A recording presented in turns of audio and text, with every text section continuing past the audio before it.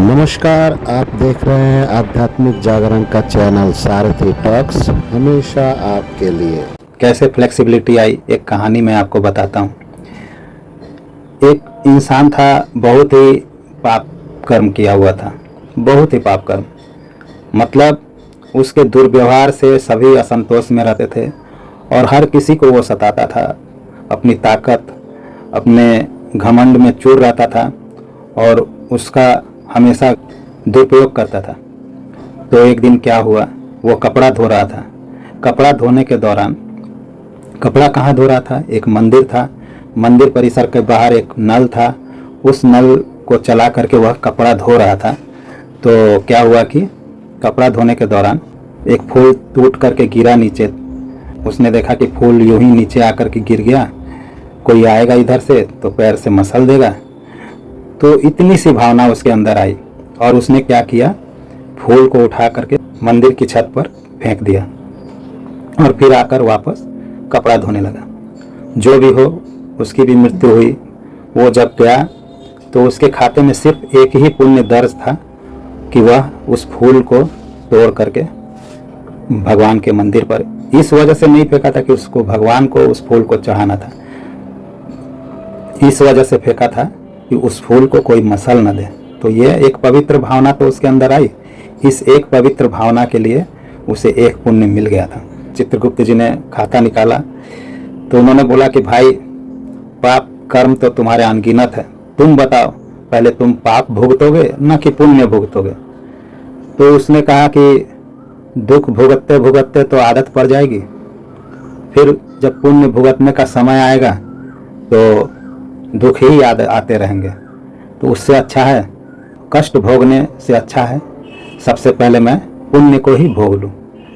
जो भी मेरा एक पुण्य है उस पुण्य को भोग लेता हूँ, फिर उसके बाद अपना पनिशमेंट वाला जो कष्ट भोगूंगा उस दौरान मैं अपने किए हुए पुण्य का जो भी भोग रहेगा, जो सुखमय भोग रहेगा, उसे याद कर करके मैं पाप भी अपना कटित कर लूँगा, पाप भी भुगत लूँगा।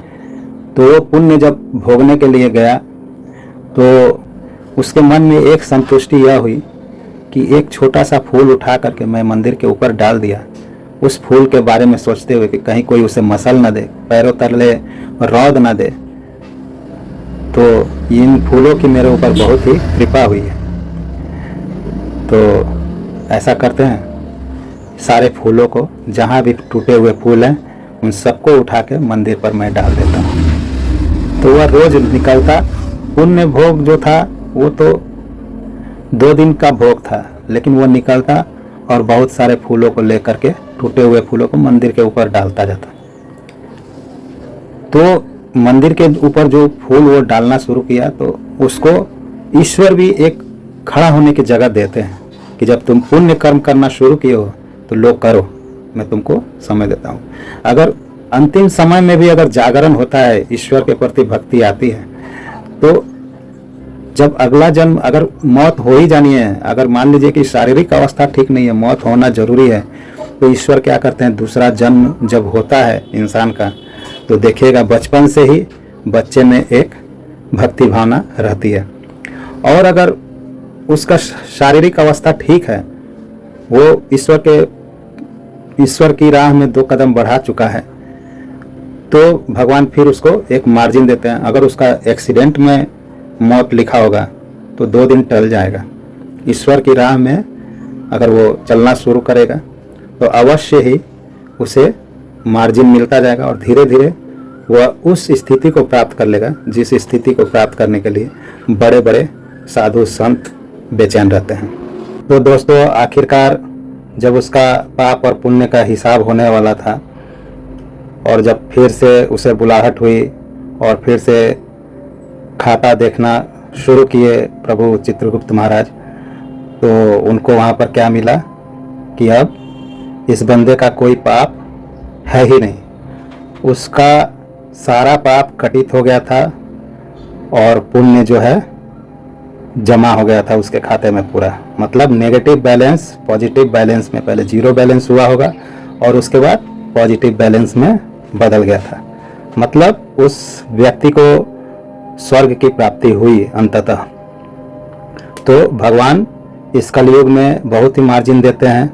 इस वजह से देते हैं कि कलयुग एक ऐसा युग है जब उसका आगमन हुआ तो राजा परीक्षित जैसे महाप्रतापी राजा के मन में भी दुर्भावना घर कर गई। तो जब राजा वहाँ पर खड़े थे तो कली वहाँ पर प्रवेश कर रहे थे। उन्होंने पूछा, कौन हो तुम? उन्होंने बोला कि मैं कलियुग हूँ। तो रोक नहीं पाए वो, फिर भी उन्होंने बोला कि मेरी आज्ञा के बिना तुम कैसे आओगे? तो उन्होंने कहा कि मुझे तो आना ही पड़ेगा। तो राजा परीक्षित को यह एहसास था कि कलयुग में बहुत ही अधर्म की बात होने वाली है। तो फिर उन्होंने कहा कि जो चीज़ कम मात्रा में है उसी पर इसको रहने देते हैं। तो सोने पर उन्होंने कहा कि तुम सोने पर रहो, संपत्ति पर रहो, अथाह धन संपत्ति पर, और भी कई जगह उन्होंने बताया था। तो कली महाराज आज्ञा पाकर उनके सोने के मुकुट में प्रवेश कर गए।